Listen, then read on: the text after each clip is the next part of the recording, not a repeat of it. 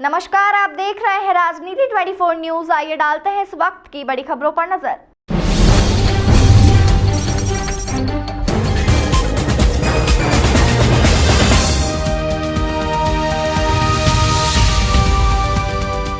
CA अतिशय खासगीवाला ने बताया कि 54वीं जीएसटी काउंसिल मीटिंग में कई महत्वपूर्ण बदलाव किए गए हैं। इन संशोधनों और जीएसटी एनुअल रिटर्न फाइलिंग पर चर्चा करने और मेंबर्स को नई जानकारियों से अवगत कराने के लिए यह सेमिनार आयोजित किया गया। इंदौर सीए शाखा ने जीएसटी में आए नए संशोधन और जीएसटी एनुअल रिटर्न पर सेमिनार का आयोजन किया, जिसमें शहर के 250 से अधिक मेंबर्स ने भाग लिया। मुंबई से आए सीए चिराग मेहता ने बताया कि 54वीं जीएसटी काउंसिल मीटिंग में जीएसटी में कई नए बदलाव किए गए हैं, जिसमें इनवॉइस मैनेजमेंट सिस्टम लागू किया गया है।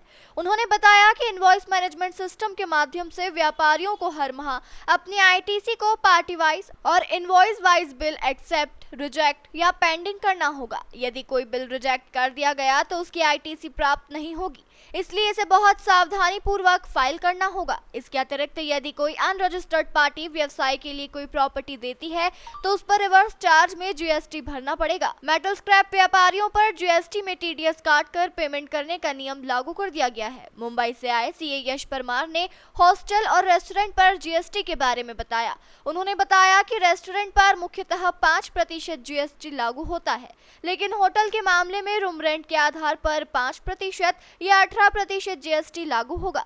कार्यक्रम का संचालन सीए अमितेश जैन ने किया और आभार सीए रजत धनुका ने व्यक्त किया।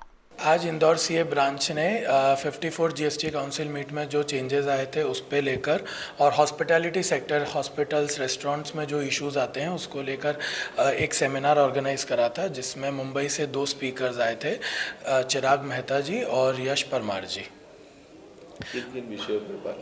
54th काउंसिल मीट में जो एमनेस्टी स्कीम आई है सेक्शन 128A, 16(5), 16(6), उसके मुद्दों पे चर्चा हुई कि कब एप्लीकेबल होगी, किस पे एप्लीकेबल होगी। 1 नवंबर से जो है नया इनवॉइस मैनेजमेंट सिस्टम एप्लीकेबल हो रहा है, उसको लेकर भी चर्चा हुई कि उसमें कैसे काम करना है, उसमें कब एक्सेप्ट करना है, कब रिजेक्ट करना है। ये सब चिराग मेहता जी ने बताया।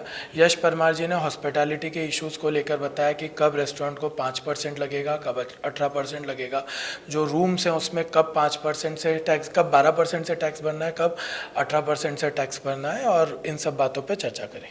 इसका बेनिफिट किस तरह से? ये जो एमनेस्टी स्कीम्स आई है इसका काफ़ी लोगों को बेनिफिट होगा, क्योंकि ये एमनेस्टी स्कीम स्टार्टिंग के 3 से 4 सालों में जो गड़बड़े हुई हैं, जहाँ क्रेडिट लेट लिया या जहाँ लिया लेकिन टैक्स लेट भरा, तो उन पे तो उस कारण व्यापारियों को काफ़ी फ़ायदा होगा। काफ़ी अपील्स भी थी जो करी थी 16/4 को लेके, तो वो एमनेस्टी स्कीम आने से उस बेस से भी व्यापारियों को फ़ायदा मिलेगा।